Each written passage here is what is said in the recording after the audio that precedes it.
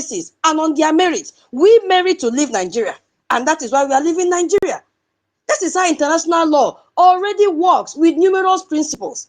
That is the law, and that is how it works.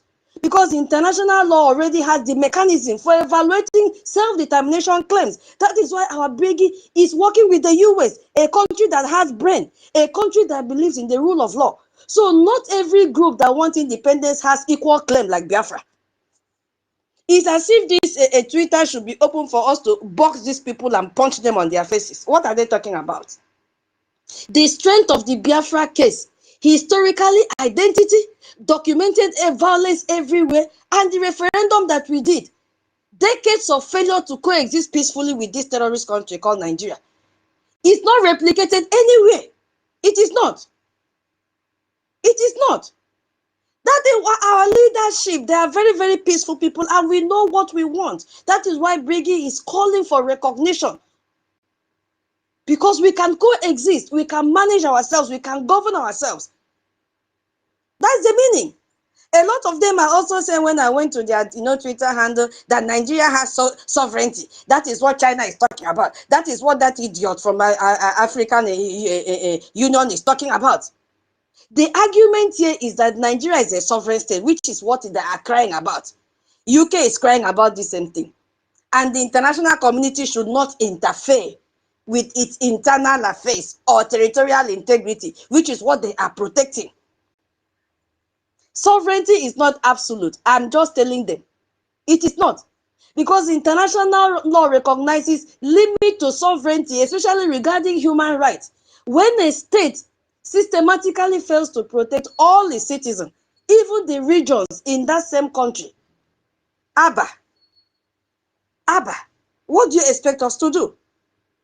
We have the right to say, no, we cannot belong here. We have the right. Moreover, if you look at the point of self-determination, you will see that we have the right to determine our own political status. We have the right to determine should we stay or should we leave. Nigerian sovereignty over Biafra is exactly what is in dispute right now in the whole world, in the group that are supporting Nigeria. You can't resolve the dispute by simply asserting the very thing that is contesting it. You cannot resolve it like that. I went to them again, at the scavenge to get information and read what the idiots are talking about. They are now saying, this one, Biafra will not be economically viable as an independent state. I said, what? What are you talking? What of the Gulf of Guinea region? Our Gulf of Guinea region holds significant reserve of gas, 2.7%, and other valuable minerals in that region. That is Biafra territory. And that is why we are telling you, give us IOU. We know our worth. We know the resources that we have. We know. Beyond our resources, what of the Biafran people that we have remarkable entrepreneurial capacity? We can start business. We can grow our business. What are they talking about? What are they talking about? Even when you look at, when I said, what is really wrong with our people? And I came to realize that many current UN member states are even smaller than Biafra nation that we are talking about. And they are members of the UN. Smaller than us. How did they get there? What criteria did they use to declare them a nation? And they are overlooking us, Biafrans, and we are more than 80 million. So economic viability is not a valid reason to deny our self-determination to millions of people, millions of Biafrans. When I read further, I saw some of them write, what about minorities in Nigeria? That is what some of them are asking. If Biafra secede now, what about Yoruba? What about Middle Belt? What about other groups? My dear, I want to tell you, if you are in this BRGIE space, that each case should be evaluated on its merit. Answer your father's name. We don't care. Answer your father's name. If you are Yoruba, go and answer your Fonja. Put your house in order. We don't care. Shebi, your brother is the president. You must answer your father's name. Because Biafra case is particularly strong due to specific historical factors and the current security situation that we are facing in our land. Why should we carry your problem on our heads? So if other nations of, in Nigeria decide to, make similar compelling cases and, demonstrate whatever they want to demonstrate. Their claim deserve consideration too, if they can, but we cannot carry you on our head. Because the goal isn't to punish Nigeria. No, the goal is to acknowledge the current configuration that it is not working. Maybe it is working for them, but for Biafra, it is not working. And we cannot carry the load of others on our head. No. A lot of them are saying, the timing is bad. Why this time? Why this time? There are crises in the world. This is not the time for the international community to talk on Biafra, because they saw Gunter, speaking up. And Walder speaking up. For people living with violence and insecurity right now, the timing isn't bad, though. It is desperate. We are desperate. Yes, we are desperate to live. That is our situation right now. We are desperate to live. Moreover, the strategic security argument, what they're arguing particularly regarding the, Gulf of Guinea. So just this is exactly the time to discuss and address this issue before it becomes a very large crisis. This is the time to discuss this crisis, because if terrorists should take over the Gulf of Guinea completely, we are finished. How many crises could have been prevented? Have we asked ourselves? I reply one of them. How many would have been prevented if the international community acted earlier rather than waiting, until situation become a catastrophic? Look at Syria. Look at Rwanda. If they had responded on time, do you think it would be the way it is today? It will not. They waited so long.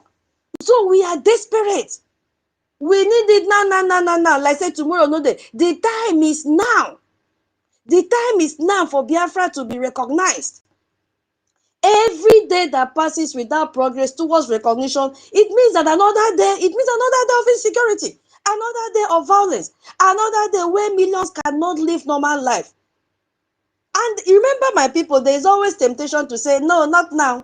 The time, no, this, that. Let's wait for condition to improve. Let's wait when our PM come out, we continue our contribution. Let's wait when Onyendu is released, we continue our contribution. Time waits for no one. We are desperate to leave Nigeria today. We are ready to leave Nigeria. We are ready. So I don't know. I will yield my mic here, and then we go back to the question.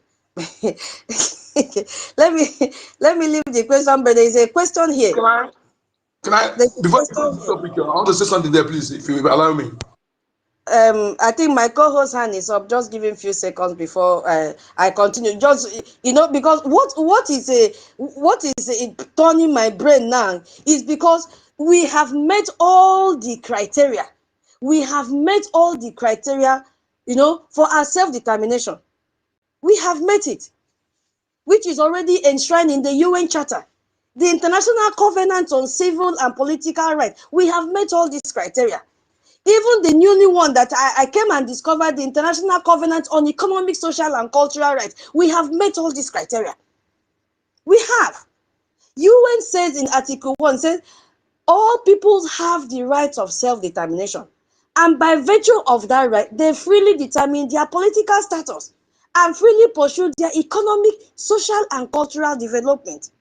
We have met all this with over 50 million votes that we had from the referendum.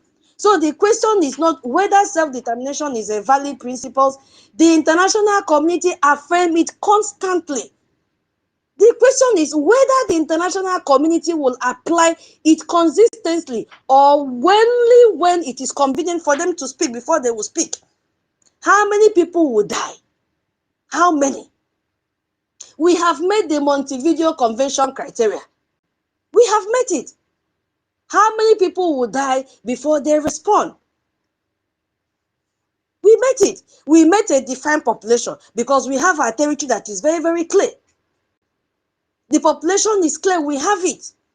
It was proven in the referendum of more than 50 million people that voted.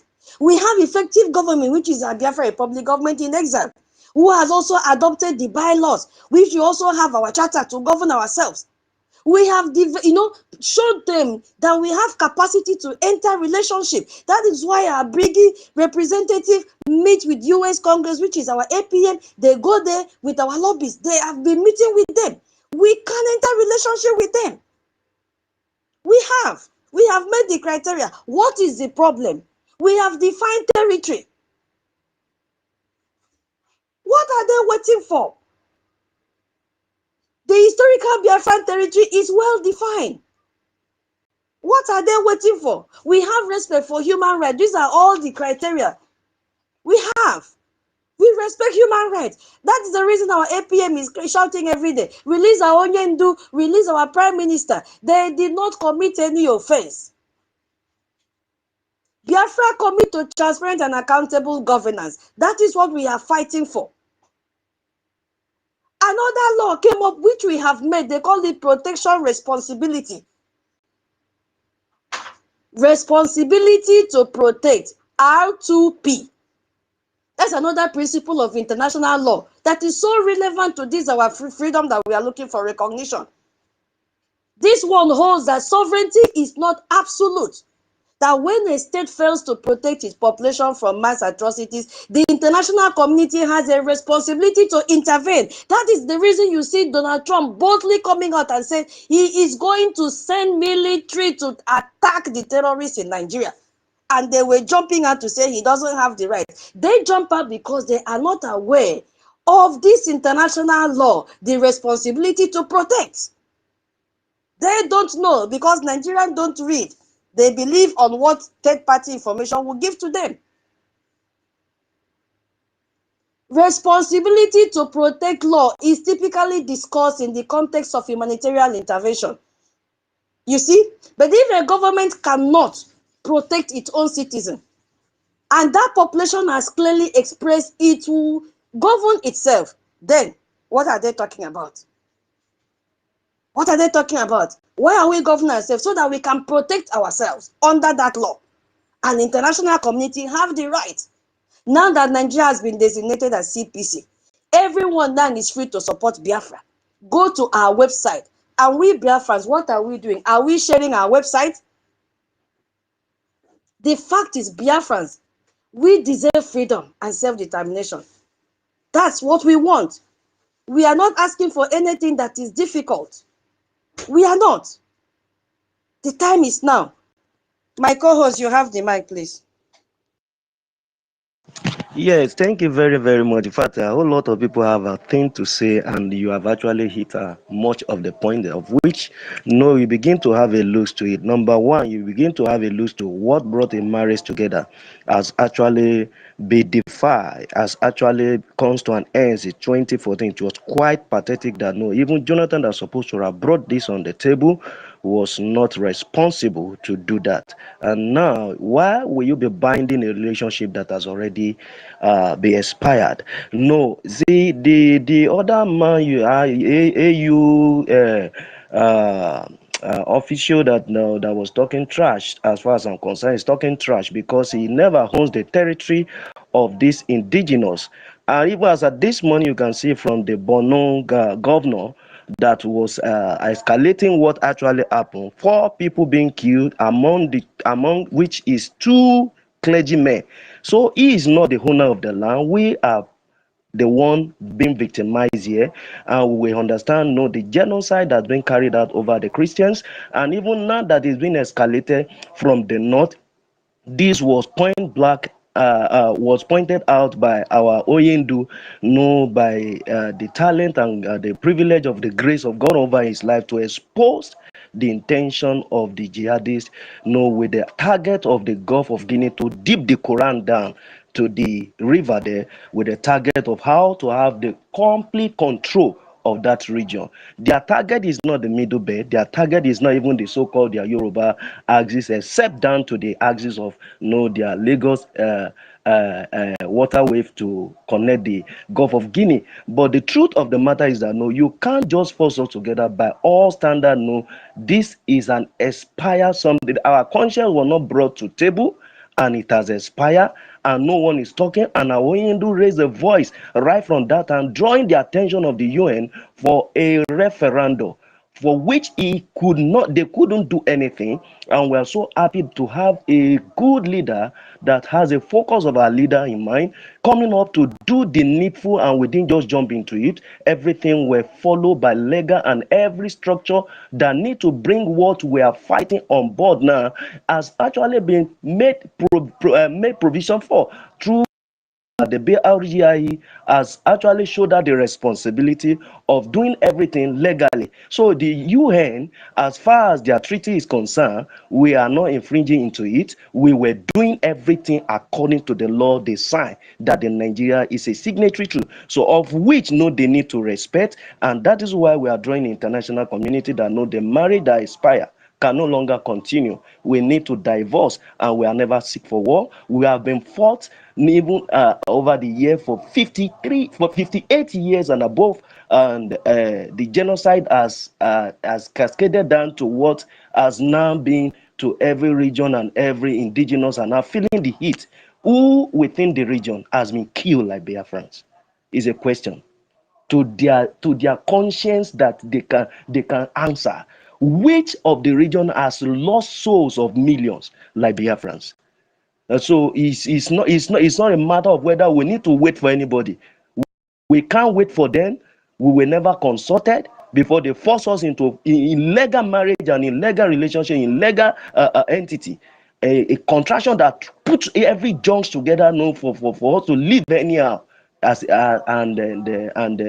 international community that brought us together under the British Empire are taking advantage of the so-called the entity, and the so very pathetic that the so-called black man cannot just figure out something that no, they need to come out of the house of exile.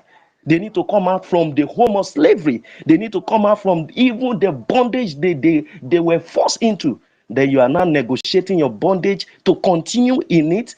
Biafrans have taken a bold step legally, and we are open and very much wide to cooperate with every international community that is ready to do a business with us, and to have a safe trade, a safe haven where we can relate together. And we are not going to be a burden to anyone, but rather we are going to be impactful to any country that come to do business with us. Our record is open in the world. Our record is open virtually in every capacity of human endeavor. Biafra has really thrived well. So when it comes to resources, which resources are they even talking about? Is it the one that Tinubu want to that they? Can you hear me? I beg.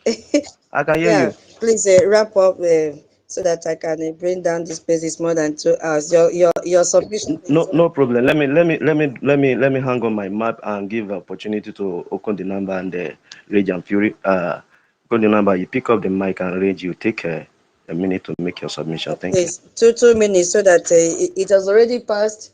Yeah. Observed.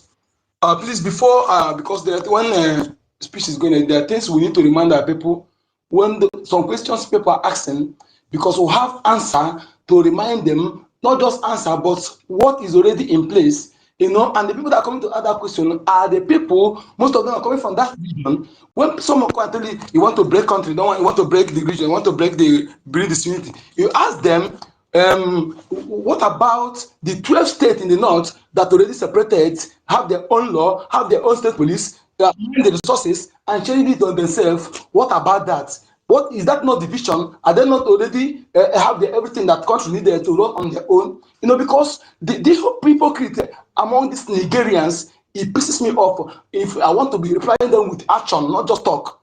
That's why when they bring some of these questions, we answer them with action. The action that will tell them that yes, we are ready to crush you when you stand on our way. That is what I really need. Because when they're asking their questions, you see the hypocrite in them, you see that they are evil to the core that need to be responded in a very aggressive way, proportionally to their action. And again, listen, we are like Mandy said everything. That is why we don't care. When we are dying, some of you we are mocking us. Even some of you said that the Biafra issue, genocide is a lie. So say we are faking it, that we are crying victim. We are so many of you say nonsense. Even look at this one happen now. What did the Muslim can for more than 12 years calling everybody? You are calling us Biafra, the Biafra, castigating us. Now, Okay, Omega, please wrap up, wrap up. Thank no, you. we don't have time to well, wait for anybody. Anybody ask us, so we go and face your own kind of own cross. Okay, nobody should come and ask us that nonsensical question or say, although they won't say it for me, I will know how to respond to them. So, Biafrans, we must focus. Not that what we need now is not to listen to any garbage or any nonsensical human being. We focus on those who care about us and we fight our freedom. That is what we need. No apology to anybody. Thank you. There, well, thank you so much. Yeah, Rage and Fury, 2 minutes wrap up, please. Rage, are you there? Yes, yes, I am here. Can you please kindly repeat that question? No, I did not ask any question. I was just, responding to the argument that some people are tweeting. Yeah, before I end it. Which question Okay. is it the one Okay, you I think you were talking. The one you were saying that they are talking about the breaking of Nigeria, right? That's what we were. Okay, let me see on that. Can you hear me? Yeah, I can hear you. There was no question Oh, like that. okay, you spoke about people, the argument that calling Yeah, for the recognition of Biafra. I was trying to clear and answer them. So, yeah, if you want to speak, Okay, so just 2 minutes, please. okay, thank you very much. Calling that they are breaking Nigeria. The Nigeria has already been broken already because in the minds of the people, Nigeria has divided because it's not the kind of treatment that is given to a Yoruba Fulani or Hausa Fulani that is given to a Biafra. So in the heart of the people, there's division, there's this unfair treatment to any of the regions. So there's this division. So any people that are coming with this line of thought, probably they don't even have any valid reason or force not going. That is why they come up with stuff like this. And there was something that my mom and Stella was talking about earlier. I forgot to know. There's something I really wanted to add to it. After he added that before you were talking about those that are saying that the recognition of Biafra is calling for the breaking of Nigeria. I can't remember, but there's something I really needed to add to that. But I forgot to share. Thank you very much. Nigeria has divided in the heart of the Okay. it has disintegrated in the heart of the people already. All right. Thank you so much. Thank you, thank you, thank you to all the speakers. Yeah, we've extended it. We added extra 15 minutes. I believe I'm not supposed to extend it till that time, but I couldn't help it. Yes. So thank you so much, my co-host and all the listeners. And let me just say hi to others that joined before we close. Oh, Tottiville, Ndewo, Ekomdo. Hey, we are about to end this space. Cyprian Ekomdo, Veteran Ekomdo, Biafra Liaison Ekomdo. Oh, Nsi Yaimpo Ekomdo, Mami Ekomdo. Ekomdo Pupro Solomon Wabia Onyejura Ekomdo, Alpha Dong, we pray Ekomdo. My people, go to the website. Even those that are listening anonymously, go to the website, click our website, www.biafrarepublicgovernment.org, all in small letter, no space. Go there, you see a button for donate, you will see button for IOU. If you give us IOU, hate all that we have in the Gulf of Guinea. We are so rich with resources. You see, it's not only oil. I mentioned all the minerals that we have there. So that is why if you give us 10,000 ejemma or 1,000 ejemma, we are going to give you double because we have the resources. All that Nigeria is stealing is from Biafra land. Nigeria don't have any resources. We are the owners of those resources. And when they sell them, they use the money to fund terrorism.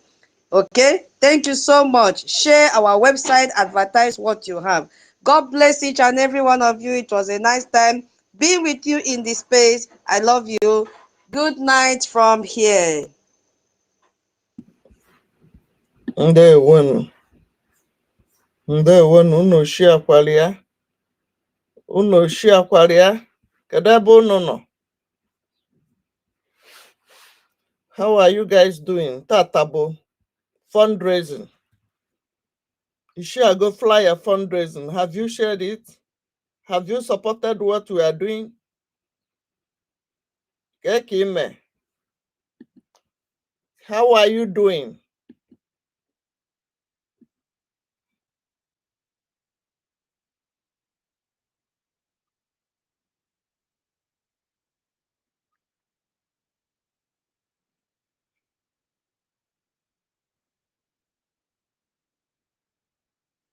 Our lobbyists that are not waiting. De facto government needs us to also support. Go and contact your admin. The link has been shared again. Go and join your Telegram group, because it is the homeland that we want to liberate. Go and join your admin. Go and join your state link in the Telegram. Click it and join, so that you'll be carried along and you know what is happening. Get involved. It is your responsibility as a Biafran to source for information, and then to get the proper information, and then you join the right Telegram group. Don't expect somebody to spoon feed you. This freedom, each and every one of us need the freedom. Get up, wake up, and then move. Find out something, identify something, and let what you have identified give you direction. Yes, don't expect us to come here every time and preach the same gospel, lead you. No, we are not going to do that for a very long time. You have to discover things for yourself, because it is your freedom as well. You have to fight for it. You have to do everything humanly possible to make sure we get recognized. You heard from what our Gunter said yesterday in the program of our AP that he hosted, our APM. Yes, go back and listen. I will also play some parts here that relate with what we are going to talk about. He's so proud of our APM today. He called him a powerful man. He's so proud of him. So those of accountability and those that pulled away, that have been ridiculing our APM, should know that he's a man of caliber. His level has upgraded so far. So you don't need to eat and come and clean your hands on his cloth anymore. A Westerner has recognized him as a very powerful man. And even, even when I have APM is saying his APM is still calling him PM. Yes, APM is saying, no, I am the acting prime minister of the Biafra Republic government in exile. You know what? He is not after position, he's not after title. Yes, he still acknowledged himself as the APM, while others have started, picking that as a content. Hey, he's not calling himself, they're addressing him as PM. Anybody can address him with any title you feel like. Yes, doesn't he deserve it? You can address it with any title that drops in your mind at that time. That is not the problem of our APM now. The problem of our government now is funding. Funding your freedom, funding your liberation. Yes, so we are not playing or seeking for freedom, or using title or academic qualification to fight for our freedom. No, that is not what we are doing. If you think freedom is based on qualification, let Choma Okoma show us what she has done. Let Rubbish Nadi show us what they have done with their qualification. But since they did not merit, they did not earn it, they did not merit it, they bought their certificate. That is why you see them behave like even babies that are sucking their mother's breast, they have brain more than them. So that is what I want to tell us now, that it is BRGIE. If it is not BRGIE, it is not BRGIE. So find a way and identify yourself and fall on the same track with everyone, because BRGIE is the only legitimate government that will make sure they take us to our promised land, that will also make sure we get recognition. So I welcome each and every one of you. We are going to talk very, very brief, very, very brief. I will be throwing question. Anybody that is able can answer the question, but please stick to the question. It's going to be an open-ended question. It will allow you to elaborate on your point, but please don't take the whole day. I don't want to spend more than 2 hours in this space, so that anybody that wants to replay can replay and know that he or she is going to spend just 2 hours, to listen to what we discuss, and also to create chance for any other person, because we need to be talking to Biafrans. So this night we are going to discuss something that affects not just millions of people in the Biafra territory, but has profound implication for global security, international trade as well, and the fight against terrorism worldwide. That is why we've gathered here. So I want to be very, very clear. Our housekeeping rule still remains. Please do not interject anyone. And if you are just joining us, I welcome each and every one of you. Kindly share the space. It is free to share. This conversation is specifically about Biafra. we have to get our freedom first. We are not going to focus on what is happening in other African countries because they are not a problem. They will not give us freedom right now. We have to grab this freedom first. So we are going to focus our discussion on Biafra. It is Biafra that needs freedom. We don't know if other region needs freedom. So we are going to focus on Biafra, please. We are not here to discuss Pan-Africa issue or the broader continent problem, no.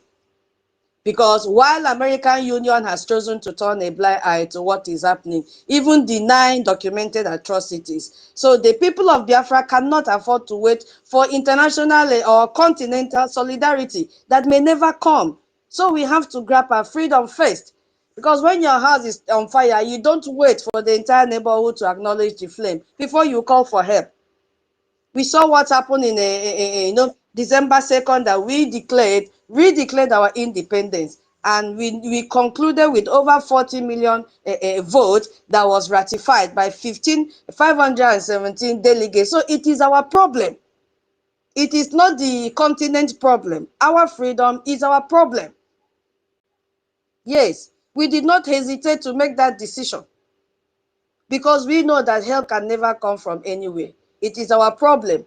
So that was democracy that we displayed, the will of the people that have endured decades of marginalization, decades of violence and systematic persecution. That was the will that we displayed on that day. So before I give the mic to my co-host to greet the house, let's just look at what we'll be talking about. If time permits, we see how it goes. It's going to be very, very brief. So we are going to, demonstrate why Biafra recognition serves global security interests, particularly regarding terrorism and extremism. So we are also going to expose the strategic importance of the Gulf of Guinea and why Biafra stability is crucial to international trade. And then we already have evidence that if time permits, we already know the ongoing violence that is happening and why the international community cannot continue to ignore this crisis. And then we also discuss why and show why Biafra would be a valuable ally that will bring a stability to the Biafra people first. Yes, it is us first, it is Biafra first. And what exactly are we supposed to do as Biafrans? What are we supposed to do? So those are the areas we'll be covering these few hours that we have left. So I will give the mic to my co-host to greet Biafrans, and then we continue. So my co-host, thank you so much. You have the mic now. You're welcome. All right. Thank you very, very much, Madam Tuto. I want to appreciate the privilege. It's always a honor to be on this platform and be a co-host with you. It's not a matter of right, but just a matter of privilege. Thank you for that.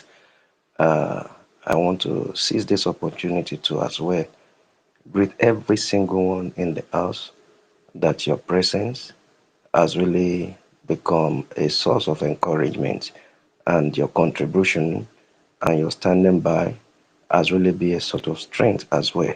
So we want to as well appreciate every single one of you that has been much impactful to all our ministers, just as my host rightly welcome to them that will still be on the way to join us and that will listen after. We acknowledge your presence and we want to say thank you. We will not leave our BDF, they really stand by, because while we are at the top edge of this diplomatic engagement, the homeland needs to be on standby. So their impact is really counting for us to see that no, our borderline are secured, and this is happening because your impact is very, very essential by funding them. So we appreciate them, their sacrifice, and all that they do for us. So I want to appreciate and to welcome every single one that I'm seeing here. I welcome you, especially Augustina Ugo, CEO Shekina. I want to welcome Mighty Value. I want to appreciate you, Ben Wabo. You are welcome, OIZ, Simon Eppa. I appreciate you coming here, Biafra Lizen, Malaysia. Biafra Freedom Energy Tech.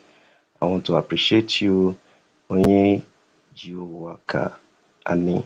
Sorry if I didn't pronounce the name well. Bear with me. Storm, you are welcome. EC, you are welcome.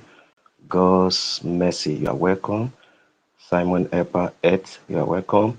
Emekazi RV, you are welcome. Rage and Fury, you are welcome.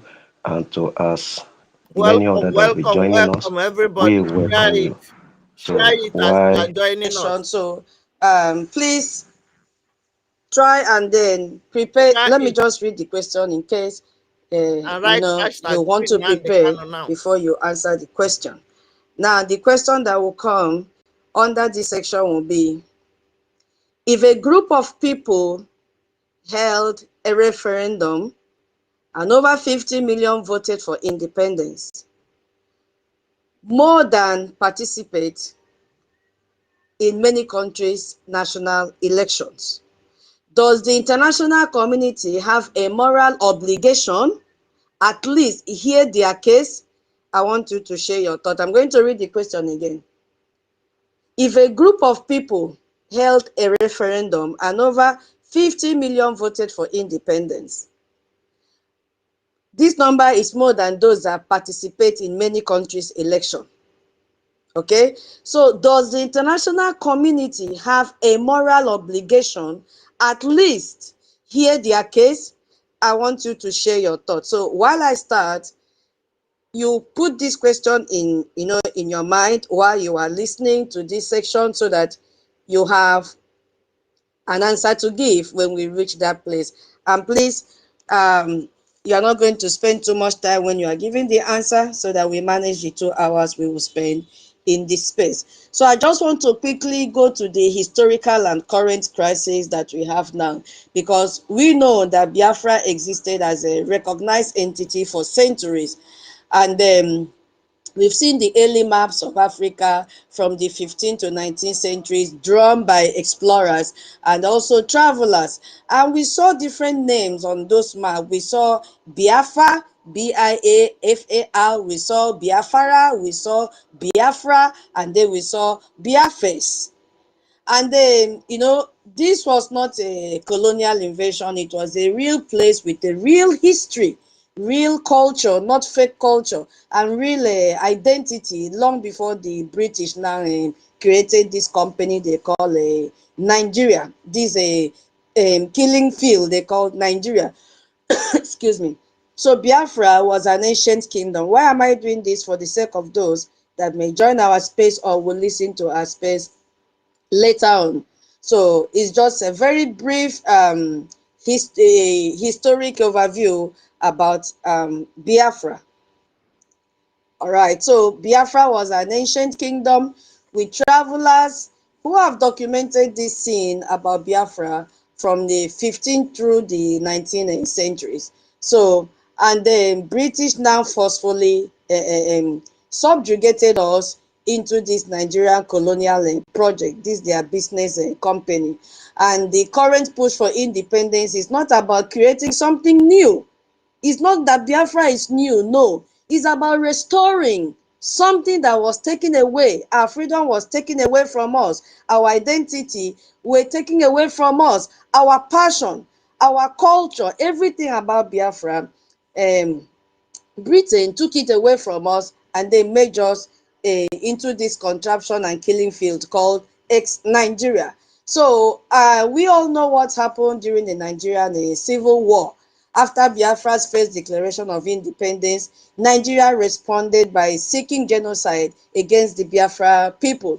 And they killed more than 300,000 people outrightly, and then starting to starve more than 5 million children, men and women through a land and sea blockade.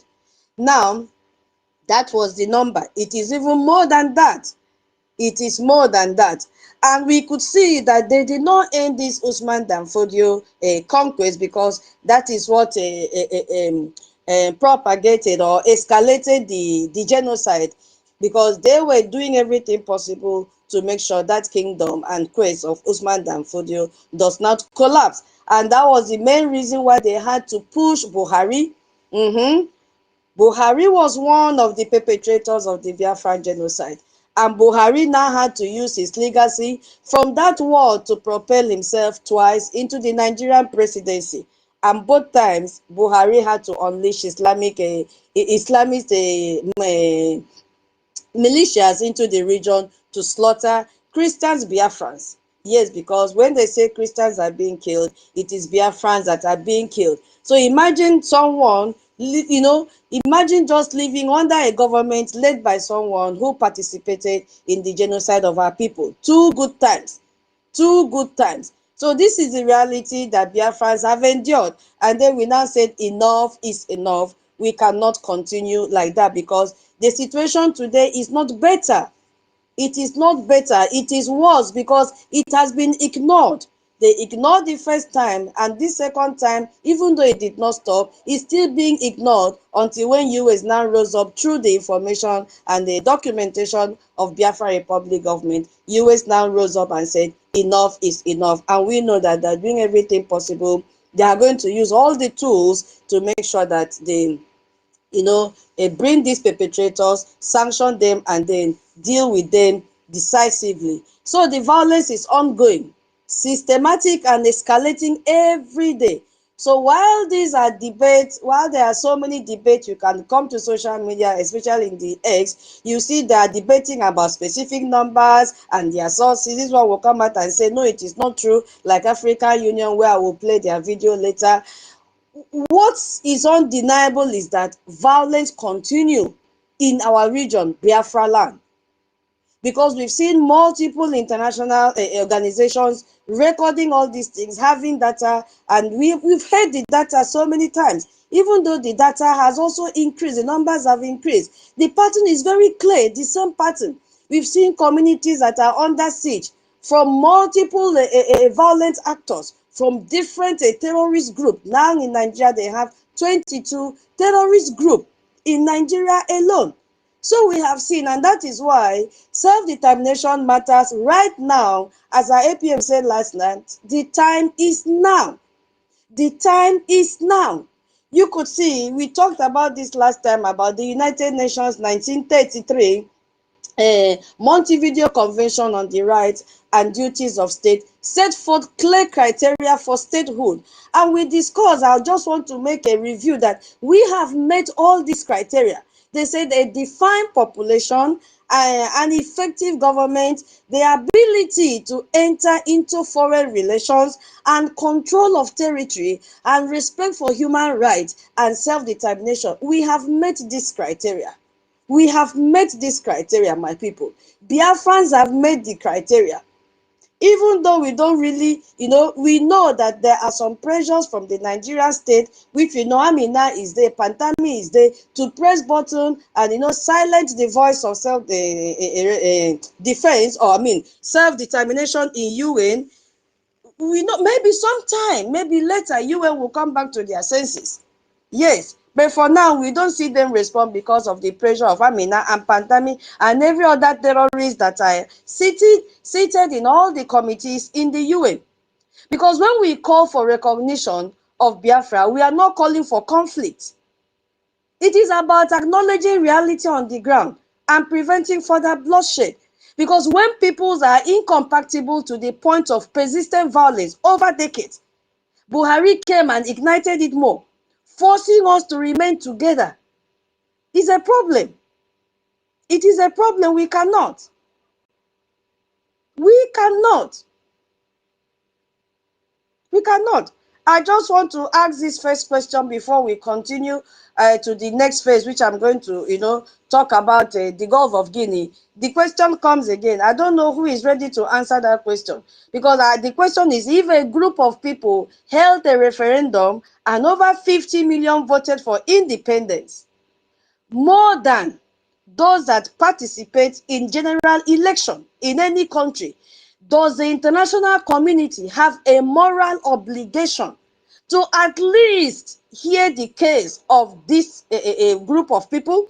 So please go straight to the answer, give the answer, and please don't take more than 2 minutes so that we can, other people may want to answer. Thank you so much. My co-host, I saw your hand raised up. You want to start?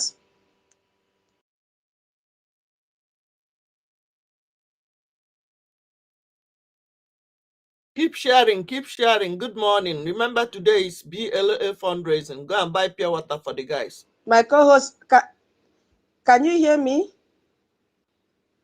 I think it's in. Let me check if you are Good sending a morning, message everybody. to me. I see your Yeah, who comment. else wants to answer the question before I continue? Did you hear the question? Should I read again? Can anybody hear me? Yes. Hello? Keep sharing. Can anybody hear me? Everybody. Okay.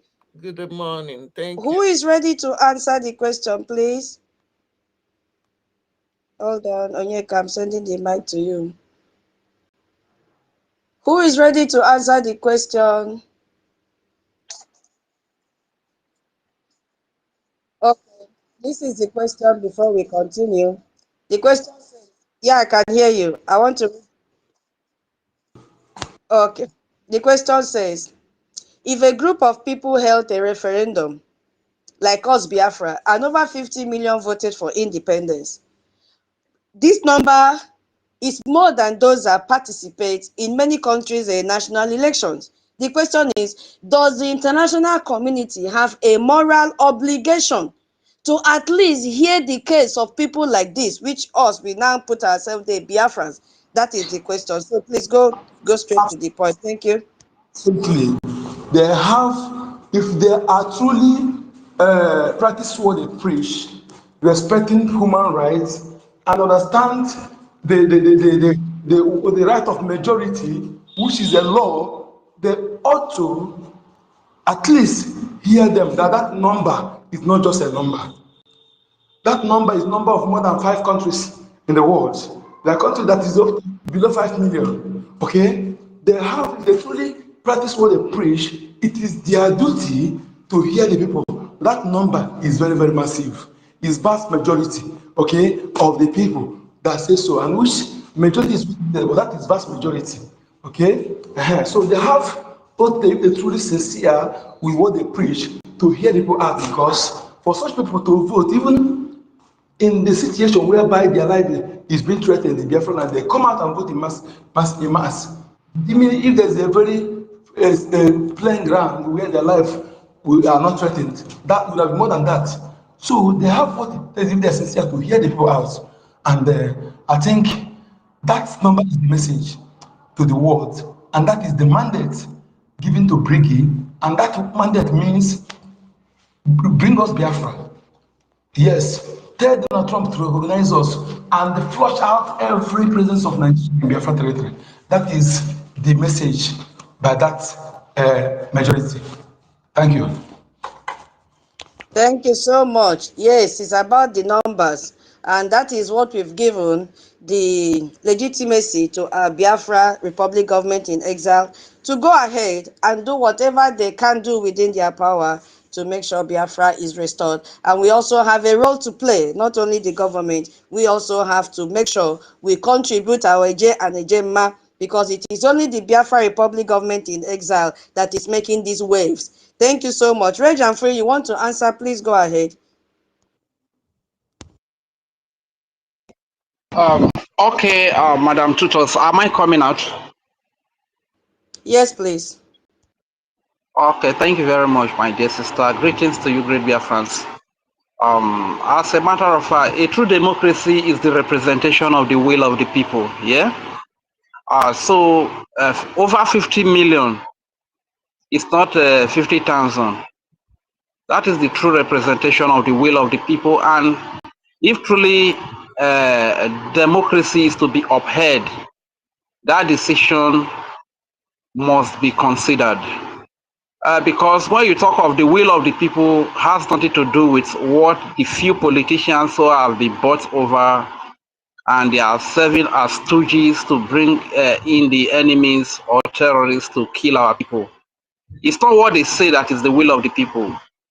The will of the people, this is why we are always against Nigeria, because the amalgamation of Nigeria has nothing to do with the consent or a national sense or vote It has something to do with national vote from the people.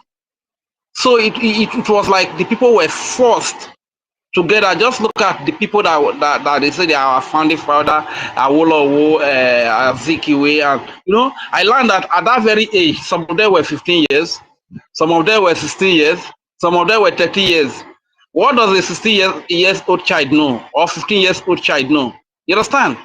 So when you want to uphold democracy, this over 50 million self-referendum vote conducted by the Biafran people must be considered by the international community. But anything that makes them ignore it, it means that we are in neo-colonialism. You understand? It means that we are being forced to be who we are not. So I think that is the question. That is the answer I can really give to that question. Thank you very much. I yield the mic. Well, thank you for your submission. Thank you so much. Onyisi, are you there? You want to answer? Yes, I want to come into that answering of if actually if that would be a hindrance. Number one is this: where we actually recognized by the people, do we actually voted? We have a database. It's something that nobody should look into as being ignored over. There's a database where people made their vote, one man, one vote. It is not like a Nigerian system where people voted and it was not counted. These were counted. So the one thing they should know is, was it counted? Yes. Where people voted? Yes. Because it was a data-based vote acknowledgement. Because people took vote on it. It was recorded. It is not something like it is a imaginary something. So asking this question is like, are they sure? Does the government has an evidence of it? We have an evidence of voting. It was one man, one vote. So in other words, the UN or whoever wants to look into these aspects should know as of it, or request for a database evidence of it. That's number one. Number two, you see, in the case of this country called Zoo Nigeria, they play politics.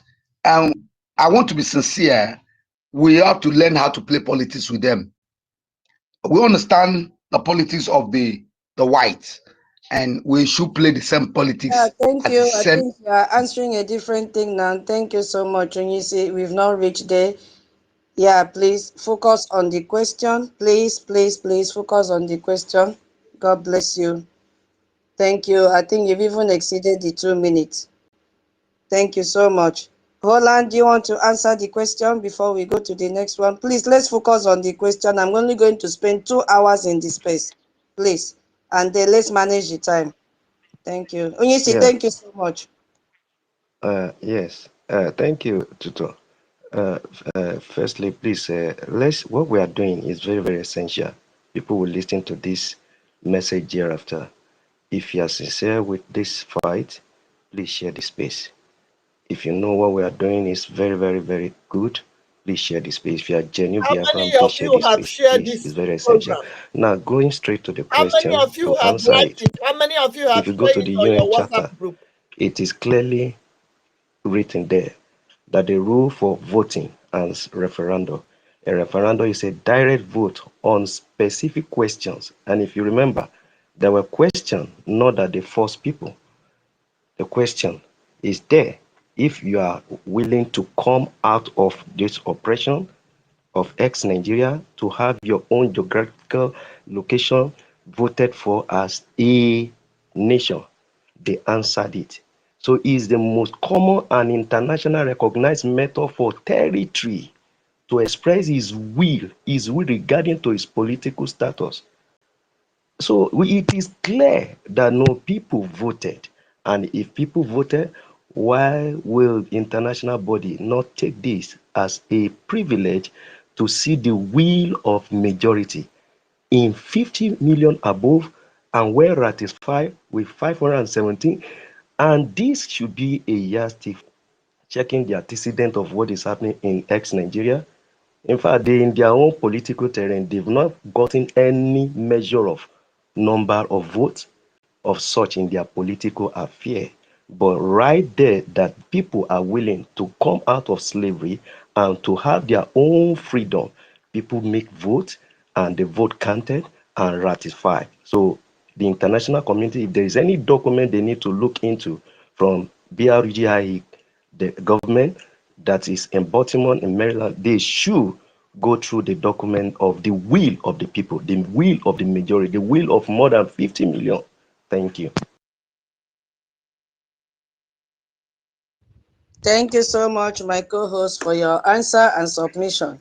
Yeah, this also is a forum to tell. I've been hearing some Biafra say, hey, they should give us date for referendum. We cannot do referendum twice. We have done a referendum, so Biafra should not be calling for referendum. Things don't work like that. We spend a lot of resources and time.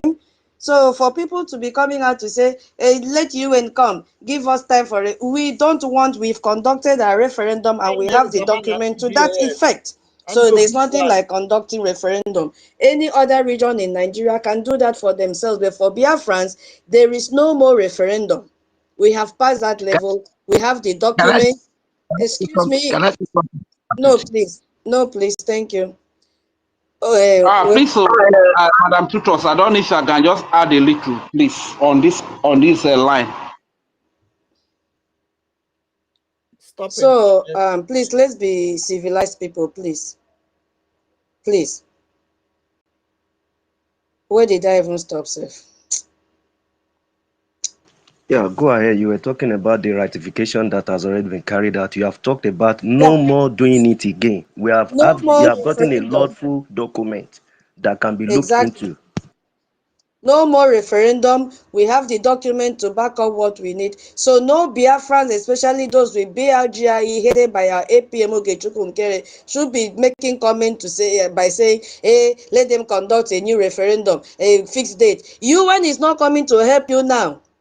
Because every other, did you hear UN speak about the genocide going on? Nobody cares. You are on your own. And that was why our government made sure that we conducted a referendum. The database is there. It has been ratified by 517 delegates. The evidence are out there. So no more referendum. We have even passed the level of referendum. We've moved ahead because that is the document that our government is using. Yeah. So that is the reason they must listen to us. More than 50 million. The highest in the whole wide world. So, Onyisi, I don't know if you want to continue. You have just 1 minute if you want to add to your answer. Please go ahead, Onyisi. 1 minute, please. Okay, can I go ahead? I just want, okay, my brother, I just want to say a certain word very clear. You see, we are all educated. It's a simple thing. Even people who are saying these things are educated. They expected a simple answer from us because in our own perspective, in my own perspective, there's a government, and without the government, they wouldn't come to this stage. CPC won't come to this stage. Trump wouldn't come to the stage of CPC. The international body wouldn't come to the stage of sanctioning the country Nigeria. There's a government. We all understand this. It's a simple thing. They know this. They're expecting a government to speak. We are all intelligent. We're all very exposed. It's a simple thing. We have a government. The government that brought this acknowledgement, it wasn't Nigerian government. It wasn't the zoo government. It wasn't the DOS. It wasn't the USB. It is the BRGIE. Simple way. There is a government that makes the government no understood, because the international body understand that before you bring sentiment or bring something to the UN, somebody must bring it to the table. It's a simple thing. There was election. Simple thing. Go to our database. Do the rectification. This is not a gambling. It is one man, one vote. A simple thing. We voted. So if you say we didn't vote, let them look at the database, look at the data, look at everything. It's a simple thing. So asking this question to me is irrelevant, because one, asking for a second vote, no preview. But me, I said there is already a vote that took place. Hold on, don't say it is irrelevant. We are here to discuss. It's an Yes, interactive question, so I don't say this question understand. That's what I'm saying. That's what I'm saying. We're here to discuss. Thank you so much.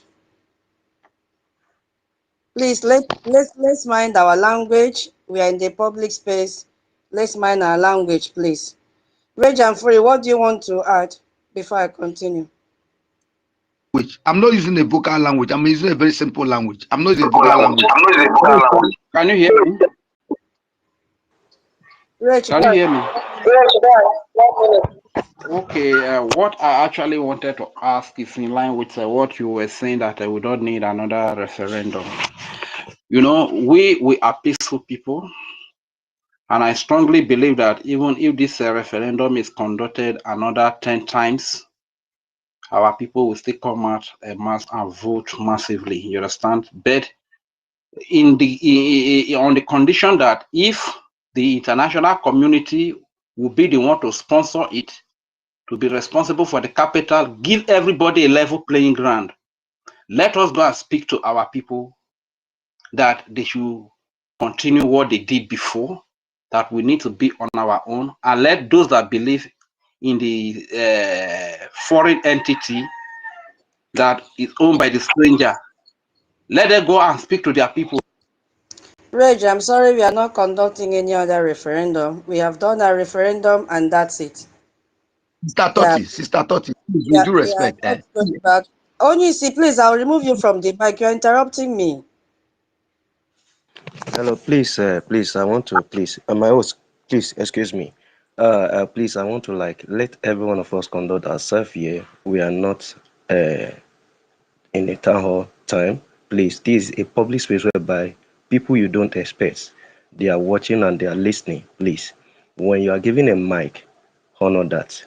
And if you are given a time, keep to it. Thank you very much.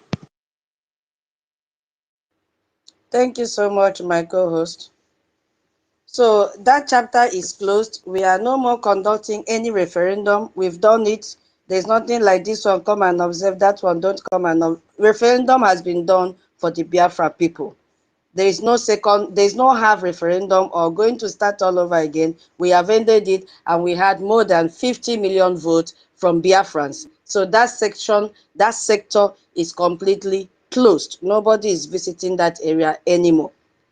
Now, let's listen, as we want to go to the next session of the space discussion this evening, we are going to look at the Gulf of Guinea and how important it is. A Biafra's strategic importance to us. It's very, very important to Biafrans. So we have to really understand what is happening in the Gulf of Guinea because it is in Biafra land and the vulnerability it has if the terrorists should take over this area. So we must do everything possible to make sure we protect the Gulf of Guinea. It is in the Biafra territory. So let's listen. You're welcome for freedom. Thank you. The recording has stopped. Hold on.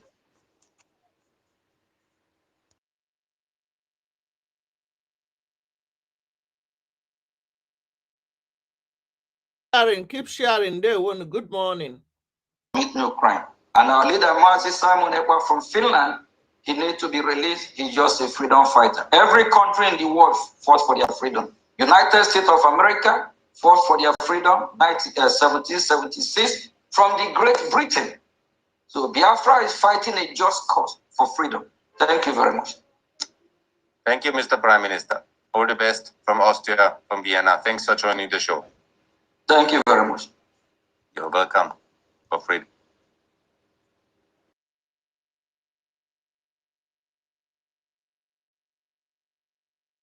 Know that the Gulf of Guinea, they will disrupt trade. For example, capture Biafra land. Not that state because it's a terrorist state. With these terrorists, if they, for example, capture Biafra land, know that the Gulf of Guinea, they will disrupt trade.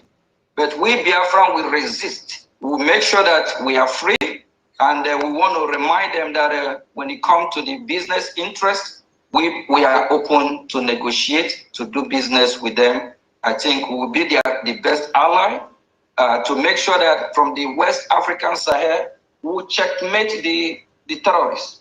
Because what they are doing, they're trying to capture both Biafra land, Nigeria, all the surrounding West Africa, especially Biafra land, to attack EU from there. They should recognize Biafra so that we all can counter this terrorism and fight together. Thank you. The time is now. Biafra is here, and our leader, Mazi Nnamdi Kanu, must be released. The time is now, and Biafra is here. So I just wanted us to listen to that message from our APM. Yeah, so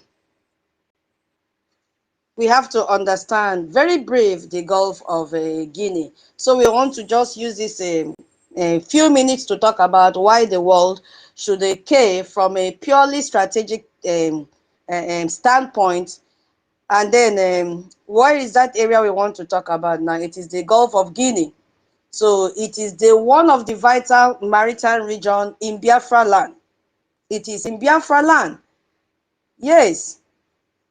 You can also Google and they have more information about the Gulf of Guinea because it spans over 6,000 kilometers of coastal line across 19 states and is rich in natural resources, you know, including the reserve gas. And when I looked at the percentage of the reserve gas, it's 2.7% of total world reserve. It is in that Gulf of Guinea. And the oil is 4.5%. So they also have valuable minerals. They have diamonds are there, tins are there, bauxite are there, manganese are there, cobalt are there. So it's not just about Africans' wealth. This is why everybody must come together and recognize Biafra. It's about global energy security. Because if the Gulf of Guinea is taken over by the terrorists, hey, it is not only Biafra people that will feel the heat. Because it has this many mineral supplies that powers everything from the smartphone that we are carrying to electric vehicles. All of them come from the Gulf of Guinea. And where is it? It is in Biafra land. That Gulf of Guinea is like egg to us. It is vulnerable as we speak right now. Because when you go back to January 1st, this last year 2024, we saw Nigerian pirates attack the Hana 1. It was attacked. There's a small chemical tanker sailing through the waters of Equatorial Guinea, you know, and they kidnapped 9 crew members. Yes, 9 crew members were kidnapped. So that is why we Biafrans must resist. You hear when our APM said, we must resist these terrorists so that they don't take over this Gulf of Guinea. Because if they take over, they will attack Europe as well.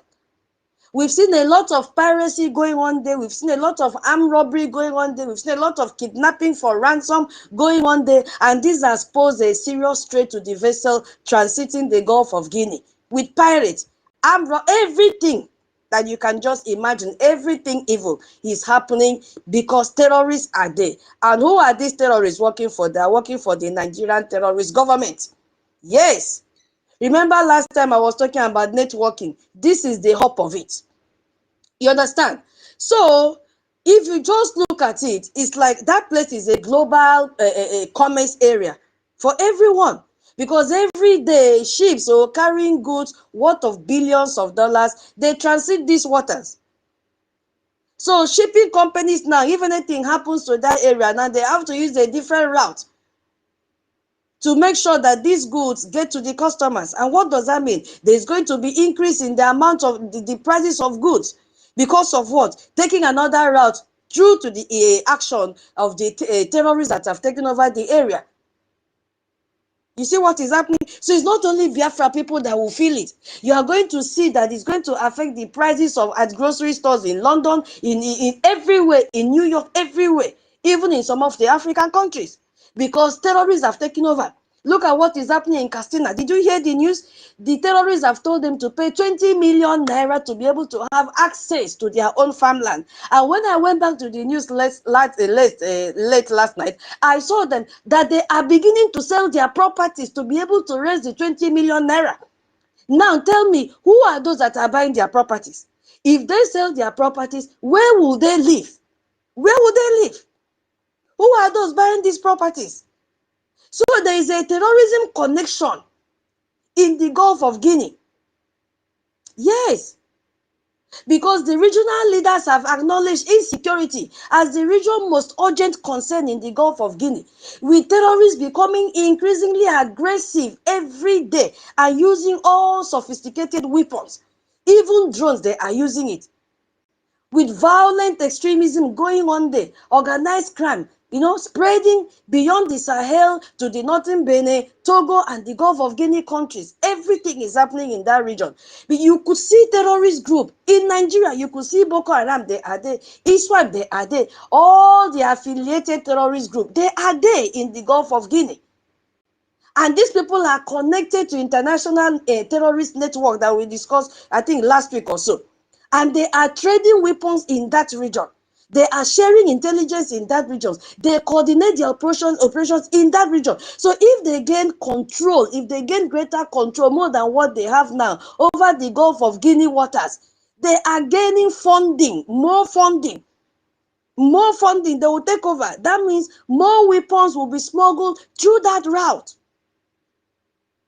That is what is going to happen. So if the terrorists take over the Gulf of Guinea, which is in Biafra land, is going to impact the trade. That is what our APM said last night. Because more shipping companies would face impossible choices, as I've said. Prices of goods will increase. Because they are going to pay massive ransom and protection money.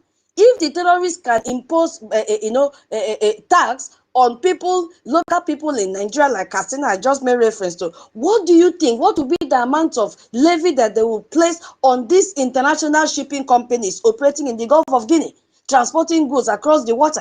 How much do you think they will pay? And for how long will this company pay? How long will they pay? So if they cannot pay, they are going to avoid that region completely and take another route. You see? And that will also increase weeks of the shipment time. Billions of naira or dollars will be spent as well. So the global chain already is fragile, not to talk of when the terrorists now bring their own levy on top of it. That is what is going to happen. It's also going to affect energy. There's going to be energy impact as well. Because as I said before, the Gulf of Guinea holds how many percentage? 2.7% of global gas reserves and 4.5% of oil reserve. So if extraction and shipping from this region becomes too dangerous, or even fall into the hands of these terrorist monsters, what do you think will happen? Global energy market will be destabilized. We have seen what happens now when the energy supplies are disrupted. We can see that the price of petrol will increase. Economies will begin to suffer, and there will be tension everywhere. So imagine terrorists taking over that region, which is in Biafra land. What do you think will happen? So that is why international community must wake up now that Biafra said, we are ready, we have already exited Nigeria. Recognize us. Recognize us in the world, is for the world best interest. Recognize us. There is going to also be security spillover, because success in the Gulf of Guinea, it emboldens this terrorist group everywhere. Because it proves it that with enough violence persistent, they can control strategic maritime choke point. That is what they are going to do. They will control everywhere. They will even attempt the Red Sea as well, if this is not stopped. Millions of people will be displaced because it's going to be humanitarian catastrophe. Millions of people will be displaced. More refugee camp will be created, both in Europe and beyond. Though. This thing that they're doing, as right, is not only going to affect Biafrans, it's going to affect everybody in the world, because we have seen how migration crisis can destabilize politics across the entire continent. That is what is going to happen. So a recognized stable Biafra is in everyone's interest, precisely because of this strategic location, the Gulf of Guinea. That is why our Biafra Republic government is saying that focus on building a prosperous nation that has every incentive to secure this maritime territory against pirates and terrorists. They are doing everything possible to make sure they develop strong partnership with the international maritime security forces because of this Gulf of Guinea, which is so important to us to preserve.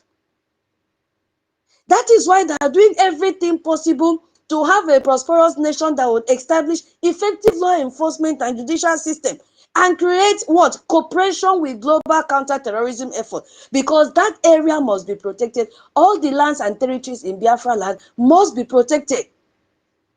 Our government, no other government, is committed to foster an environment designed to attract local and foreign investment. We heard when our APM said yesterday, a government and environment that will create and stimulate innovation, create opportunities for entrepreneurship, because we are skilled in that. As I said yesterday, we were skilled in trading, in skill work, everything before Britain now forced us together. So our government has consistently expressed willingness to cooperate with the international community. We've seen the engagement with the US senators and Congress members. What are they doing? Advocating. Our government is busy advocating for international recognition for Biafra sovereignty, which is a pathway to stability and peace in that whole region, in the whole of Sahel region. Because they recognize Biafra will become a stability force. We need it like say tomorrow, no day. Biafra Republic government in exile seeking for recognition will have a reliable partner in counter-terrorism, which US is a top-notch. They're already practicing it. We have seen it work in other places. They are going to share maritime security together. They are going to share, there will be economic development together. But what must be done? They have to recognize us as a sovereign nation. Because, as our APM said, we will do everything humanly possible to make sure that the Gulf of Guinea is not taken over by the terrorists. I have a question here. Again, and please, let's focus on this discussion question. If you want to answer this question, please stick to the time, because I'm really managing time to see how far we can go. And the question goes like this. It is an open-ended question. You can answer it the way you want. Please don't repeat what another person has said. Think of your own.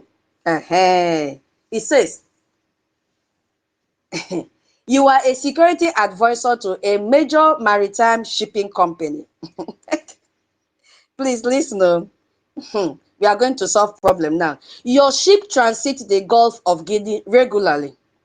Would you prefer to deal with a stable, internationally recognized Biafra focused on economic development, or continue chaos under current system where multiple armed groups operate with impunity? That is the question. Again, I'm going to read. Again, I'm going to read the question. You are place yourself as a security advisor to a major maritime shipping company. They've employed you. Your ship now that you use transits the Gulf of Guinea regularly, that is going to and fro every time. The question is, would you prefer to deal with a stable, internationally recognized Biafra that is focused on economic development, or would you continue chaos under a current system where multiple armed groups operate with impunity? Don't just tell me yes or no. It is an open, you must give me the why. Why do you choose this option? Why do you choose the other one? You have 2 minutes each. Onyeka, you have the mic now. Thank you. Thank you so much. You see, there's no humanistic life values leader or ordinary that we see what is workable or what is good for the interest of humanity, that we ignore it to go what is good for self-interest while jeopardizing the life of others.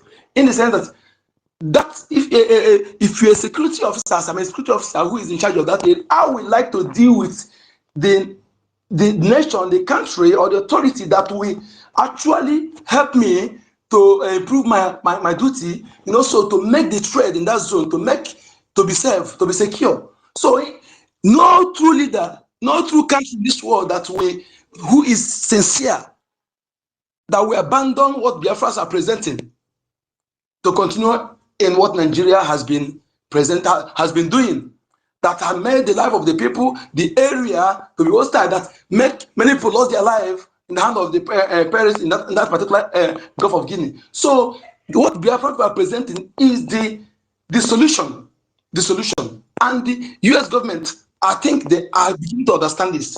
Okay, they begin to understand that you see, despite self-interests, you have to consider, not something that also for your interest, but also jeopardize the life of others or jeopardize your life as well. So in this regard, I think, or not I think, I know what Biafrans are presenting is the solution, which every humanistic, life-valued leader or country will embrace without wasting time. Thank you.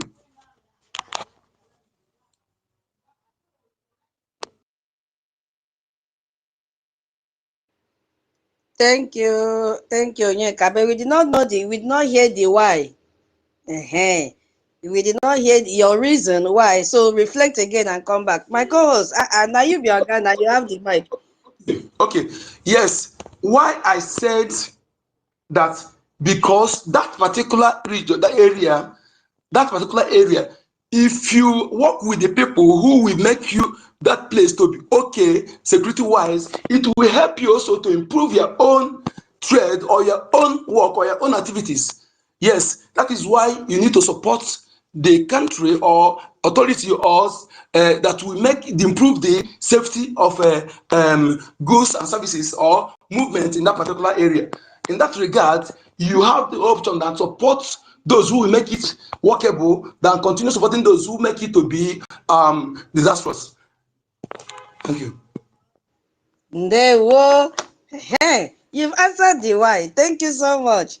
Thank you. Biafrans, if you are just joining, kindly share the space. Our senior citizen is here. Mama Stella, no, ekomdo, medio, nlewe mekomdo. Minister Love, ekomdo, medio, medi puprowo. Our senior of Furowo. Chidi Ebere, Komdo, Angela, Komdo to everyone that just joined now and those that will join later. Kindly share the space. We are not going to take a lot of time today. Thank you so much. Is there any other person that wants to answer the question? I didn't see any other hand that is up.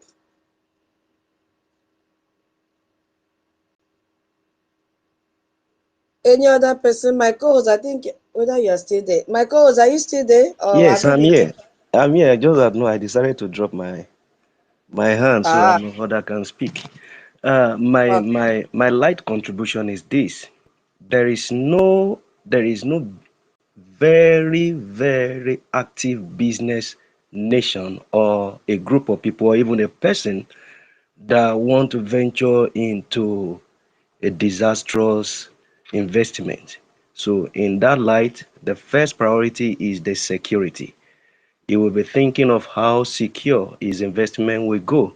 And in this regard, that is why you need to have what is called intelligence sharing between one particular nation to the other. And knowing fully well that that Gulf of Guinea is a very wide hub for this West African coast, that means that no, there will be a good relationship of intelligence sharing with a responsible government, not a terrorist government. And that is why we Biafran can be of a good ally to the world and even to anyone that do business with us, because we will be able to monitor intelligence sharing together to safeguard whatever transpire between one end to the other.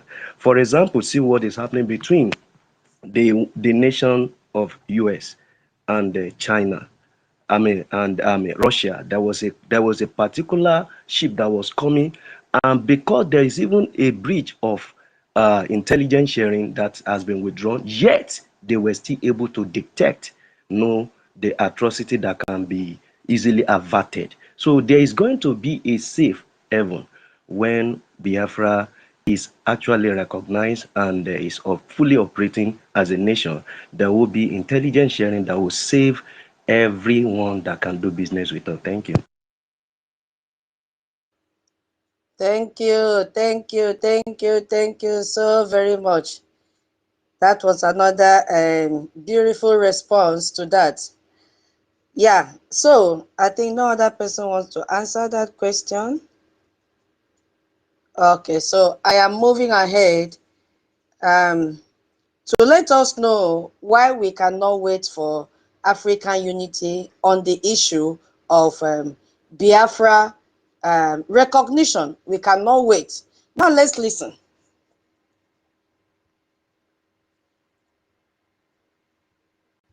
In northern Nigeria, I think the complexity of the situation in northern Nigeria should push us think twice before declaring such or making such statements. The first victims of Boko Haram are Muslims, not Christians. The first victim, and I'm saying it with documented references. So the complexity in the northern part of Nigeria should not be taken, that easily. So what we are saying to those statements, with regard to those statements, is that the African continent is very complex. There is no genocide in northern Nigeria. I think the complexity of the situation in northern Nigeria should. This is a Mahmoud Ali, African Union Commission chairperson. Let me continue what he said here. Push us think twice before declaring such or making such statements. The first victims of Boko Haram are Muslims, not Christians. The first victim, and I'm saying it with documented references. So the complexity in the northern part of Nigeria should not be taken, that easily. So what we are saying to those statements, with regard to those statements, is that the African continent is very complex. There is no genocide in northern Nigeria. I think the complexity of the situation in...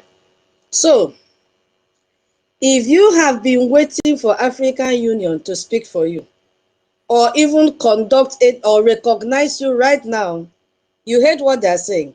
He made this statement, I can see the flag of UN behind him. Who is he? Let me read his name again. His name is Mahmoud Ali Yusuf, African Union Commission chairperson. These are the people that have collected money from the Nigerian terrorist government to be in all the committees in the United Nations. Now tell me, those of you that say, African Union, let us carry other African countries along, who have spoken? Look at what Mahmoud is saying. He is working with Ali. What is his name? Her name, Amina Pantami. They have occupied all the seats in UN. They are not speaking for you. We can't wait for African unity on this issue. Because some of you will say, those of you that are joining us for the first time, you should walk through African institutions. You should ask African solutions to, you should, seek African solutions to African problem. Hey, it sounds very reasonable. But the reality is that they are already denying you that they are not killing you. Why?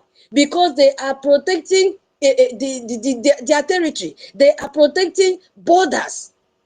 They are protecting sovereignty. They don't care about you. That is why I said today's space and every other space is about Biafra.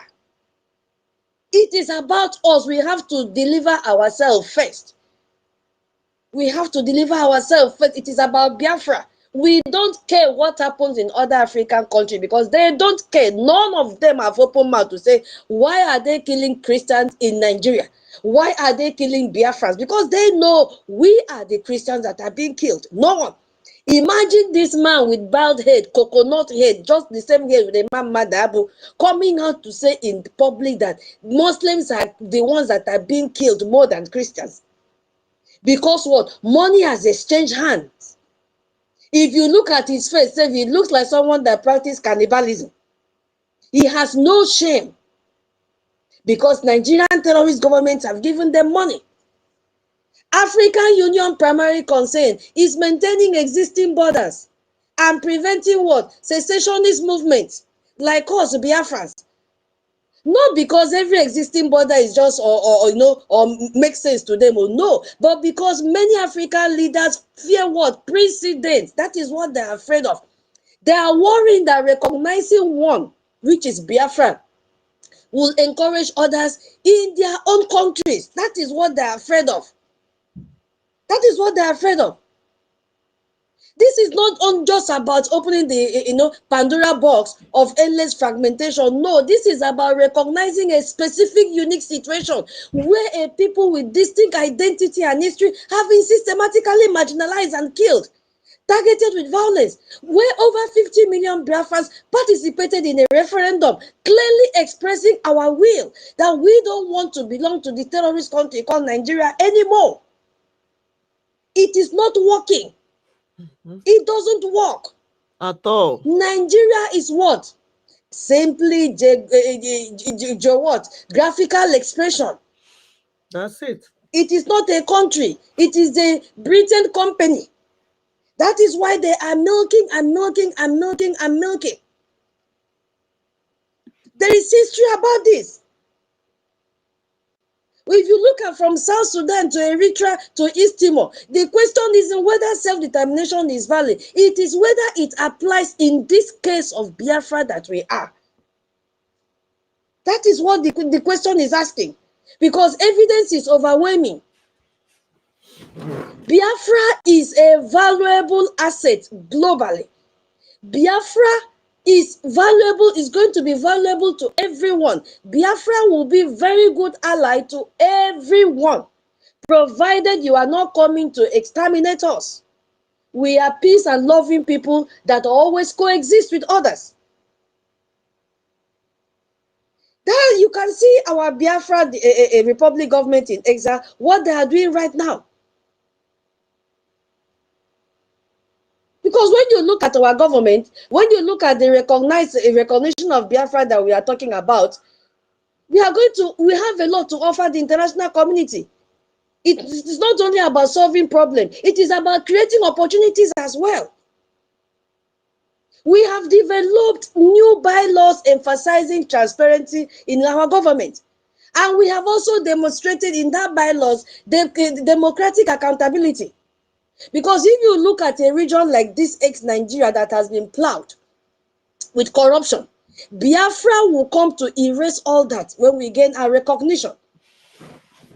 Our government is committed to cultivating a transparent and accountable governance framework. That is what our BRGIE is doing. Economic partnership. You heard it from the horse's mouth yesterday. You heard it from the mouth of our APM. That governance framework is going to eliminate corruption and ensure the rule of law in every moment, with goals for what? Biafra first, which is our citizen to thrive first. Biafra first. Yes, that is the plan of our government. That is what we are bringing to the table. That is what we are bringing to the table as we are negotiating with the US government. That is what BRGIE is bringing to the table. A government, a Biafra that will reach our full potential, a Biafra that will contribute to national growth and development. Our people, which are Biafrans, have historically been known for what? Entrepreneurship. We have been known for innovation. We have been known as business tycoons. Yes, let me use that word, business tycoon. Because a stable Biafra will become economic powerhouse. It will create jobs. That is the economic partnership that we are talking about. It is going to attract investment. These are the words of our APM last night. This is the word of our APM. What about strategic location beyond the Gulf of Guinea? Look at our map. Look at how Biafra, geographic positions will make it a neutral hub for trade. Very, very neutral. You will not be afraid of terrorism. You will not be afraid of transporting your goods if terrorists will place tax for you to pay. Or if kidnappers will kidnap you on the road.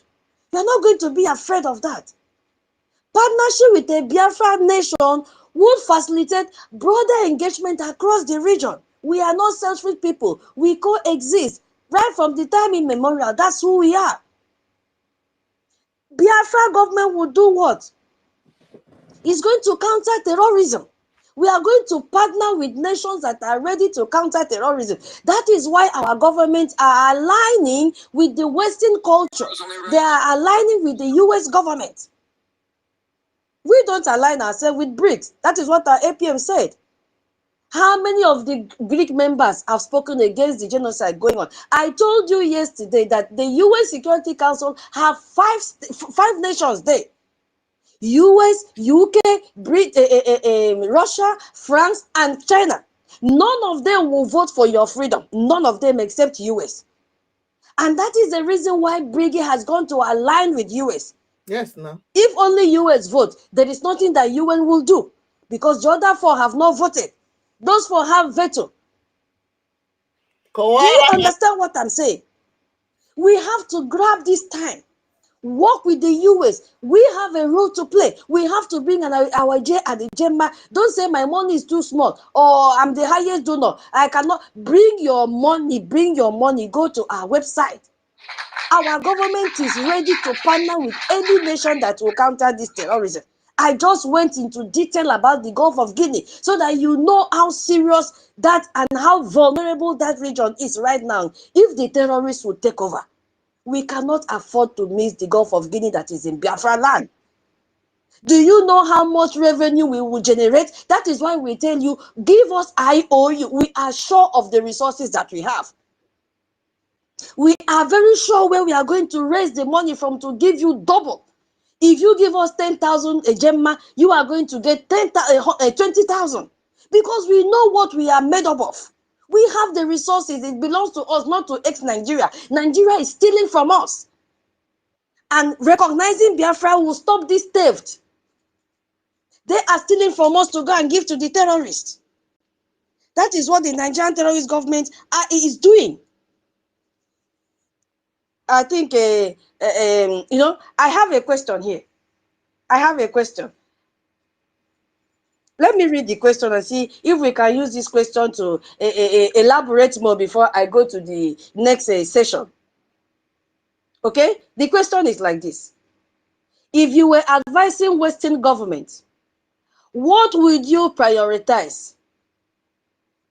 Maintaining relationship with a government that has failed to provide security and has been accused of tolerating violence against minorities, or recognizing a new nation committed to democracy, security, international cooperation? What serves our interests better? Supposing you were in this, you were an advisor. I'm going to read it again. If you were advising Western governments, remember you have to give us reason why you are choosing that direction. What would you prioritize? Is it maintaining relationship with a government that has failed to provide security and has been accused of, you know, tolerating violence against minorities, or recognizing a new nation committed, that new nation that has committed to democracy, security, and international cooperation? Which one? The mic is open to anyone that is available to answer. Thank you. Please keep to the time, okay? Keep to the time and give us the why.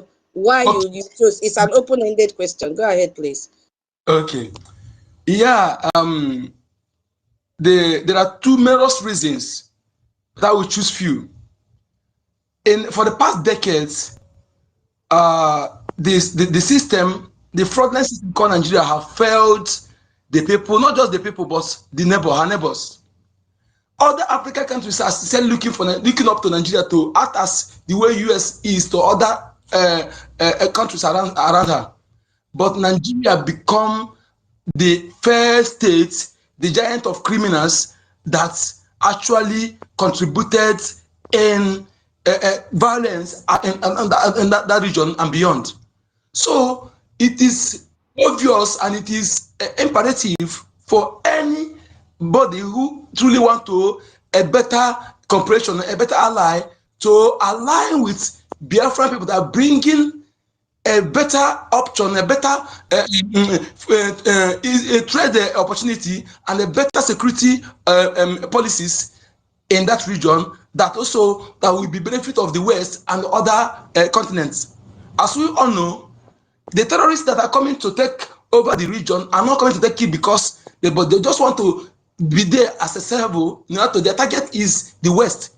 Their target is Israel. And these people that are the target will not say it. Even the US general, one of the US general said it himself. They're supposed to be in forefront in making sure that this nation that we work with them, in making sure that the terrorist ambition is destroyed, totally, which is Biafra government. They're supposed to align with the US, as US are making move now to support them in making sure this is done fast, because when we don't know what will happen when another government take charge. Okay, this is opportunity for the West. Don't allow self-interest to deprive you this opportunity, because some of you today that are being invaded by this Islamists, if you were because of your self-centeredness, look at people like Poland. Poland have no atom of a terrorist in their. Thank you, Onyeka. 2 minutes have gone. Thank you so much. Thank you. God bless you for your submission. Thank you. You will pick the mic again. Let's manage the time. That was a great one. Thank you so much. Rage and Fury, you have your 2 minutes. Okay, all right. Thank you very much, ma. Should I read the Once question again, again? go ahead, read it again. Yes. Okay, so the question goes like this. If you were advising Western government, what would you prioritize in your advice? Is it maintaining relationship with a government that has failed to provide security and has been accused of tolerating violence against minorities? Or would you, advise them to go into prioritize recognizing a new nation committed to democracy, security, and international cooperation? Which one? You must back it up with a why. You have to tell us why you chose that option. So please go ahead. You have 2 minutes. All right. Thank you very much. First of all, you cannot solve the problem that you are part of. And aligning with the problem itself to solve the problem simply means a waste of time. Like we have seen over time, that a lot of these terrorists have been reintegrated into the security. Rage, the question is, which one will you are advising? Which one will you advise? I'm giving a background. I'm giving a background before I will tell you. No background. You see, this is example. Okay. No background. Go straight. Which one will you advise so that you don't exhaust your 2 minutes without saying anything? Which one will you advise? Like I said earlier, you can't solve the problem that you are part of. So aligning with Nigeria is a waste of time. So the best way to solve the problem is to align with those that are not part of the problem, who we can categorically tell you today that they are the Biafrans. That is the best people you can align with, because number one, the reason that makes you to align with Nigeria probably might be because of the resources. And the truth is that these resources are not even from any other territory than the Biafran territory. And the people that are under Nigeria today, which is the foreign entity, are not from the Biafra extract. You understand? So it would make more sense to align with the owner of the resources, who are not part of the terrorism, who are not part of the genociders that are carrying out genocide against Christians, to better fight against the insecurity, the terrorism, and the genocide that is happening to Christians. So aligning with those that are part of the problem is a repetition of what happened in Afghanistan. That is going to be the end result. And you that is even aligning with them, your safety is not guaranteed, because these people, for the fact that they are the same people that are involved in this terrorism, in these acts of genocide against Christians and indigenous populace, they can easily get rid of you, aligning with them. So it is common sense and it is wisdom that you align with those that are not part of the problem. And I can make bold to say that these are the Biafrans, international community.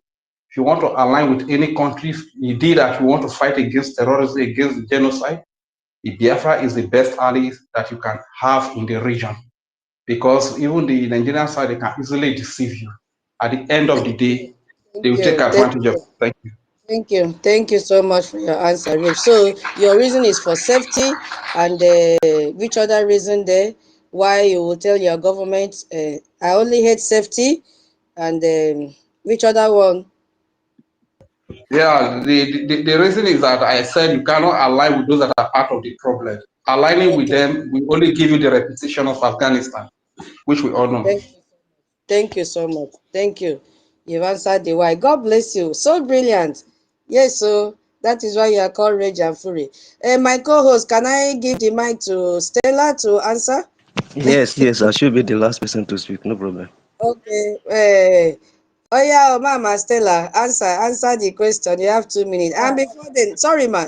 I've seen people have joined. Kindly share the space. Keep Madam P, sharing, I keep see you. sharing. A comdo, medio. You get why a comdo, veteran a comdo. Hold Odi. on now, we are in the class. You make me forget what I want to say. Okay, Hold sorry. on, because we are in the class this morning. I hope everybody have his or her pen and paper. And Expo is also allowed, so you can Google and do little fast research and then come and answer our tutor here. Mama You know, Stella, beg, speak. and with Come your close to the mic, I beg. please, I'm very close to the mic. Oh, I don't know what else. Can you hear me now? Yes, clear now. No, senior citizen is in class this morning. Don't distract me. Sorry, So, man. and you see, you even made me to forget your question. But can you repeat your question again? Yes, I'll So we repeat. If you were advising Western Nkiru, don't government, laugh here now. if you were advising Western government, let's say that you are our Obong Elias, for example, and you want to give the Western government an advice. Now you have two countries in front of you. You have the country that is has been captured. I remember Have it a now. new. Just hold Yeah. it. I now remember what I wanted to say. Okay, You let me see, read it again. I'm not Elias, so I'm not coming from the angle of Elias because Elias is Okay, knows what he or she wants. I mean, knows what he okay, wants for his own country. Because okay, at the end of the day, listen, if I'm coming from a corrupt nation, from a corrupt country like China, you understand? China will go and back with Nigeria, because they're not using opportunity to with the chaos going on. They're stealing the mineral resources. They are doing stolen mining everywhere, and maybe the start the Nigeria president and they are owing them one check change, and they are using the opportunity to take mineral more than what Nigeria is owing them. You understand? But now, if I'm Mazi Elias, you understand? I will side with Biafra. You understand? Because Biafra has a very, first of all, we have a lot of things in common with Biafra. You understand? If I'm Elias, for example, their country is Judeo-Christian, more populated, and we are also Judeo-Christian, Judeo-religious religion, more populated. So already we have one thing in common. At least now, and you know that Biafrans, you can, you can trust them in business when you're going to do business with them. You understand? So already, when I have these two things in mind, for example, I would want to really deal with, business with Nigeria, with Biafra, I mean. And then, now as Biafra coming is going to be a more stable country that obeys the rule of laws. You understand? You won't be hearing terrorists chopping off people's neck everywhere. You understand? Now I can open a company. I can do business. I mean, there will be more stable business transactions with Nigeria automatically. You understand? And you won't be doing business and believing that somebody is going to dupe you. Nobody will dupe you because you now know these people, they are God fearing, they are hardworking. You understand? And there's this saying that when you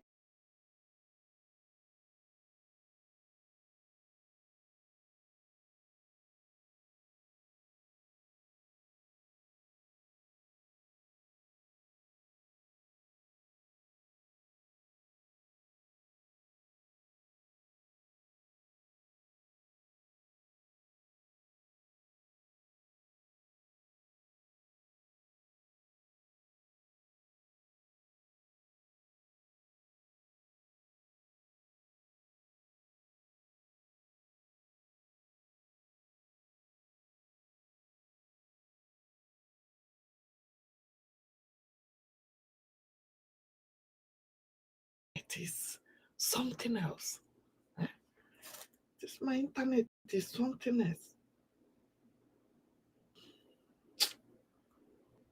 Hmm.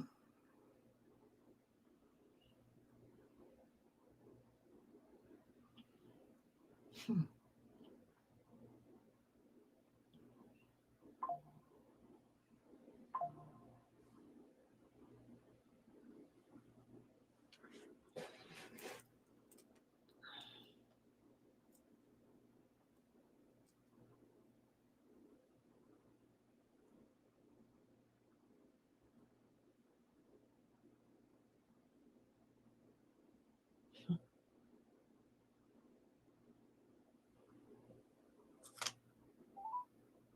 Hello and thank you for calling Xfinity.